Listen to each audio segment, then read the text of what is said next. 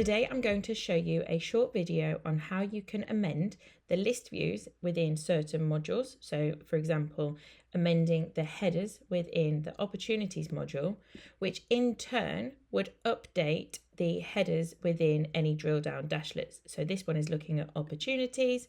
So if I was to update the list view in the opportunities module list view that I just showed you, this should in turn update the list view in a drill down report. So to do this, you must be an administrator of the system. To check, you would go to your profile in the top right hand corner and scroll down until you can see admin. Once you are in admin, we would then scroll down to developer tools and hit studio. And once we are in here, we would select opportunities because this is the area that I want to change the headers. We would go across to layouts and then we would select list view.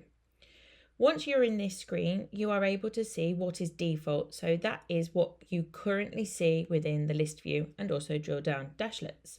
You're also able to see what you have available to you, and then you can see what is there but currently hidden. For the sake of this demo, I would like to drag in the renewal to be visible on our list view headers. So I'm going to drag it up to the top so we can see that when I hit save. And I also want to drag in tags, and I also want to make certain fields available. So I'm going to bring in the best, worst, and let's also bring in the total amount. I'm now going to hit save and deploy. That has now just been saved. I'm now going to go back to my opportunity module and I should hopefully see the renewal and tags options. So there you have it. Now we are in the opportunities module. You can see that we have just brought in tags and renewal, and that is there clear as day.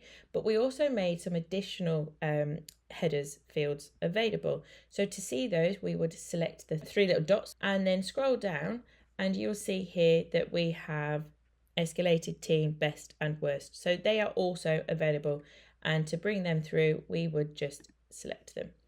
And to see that they have come through, we'll just scroll all the way across and you will see them on the end there.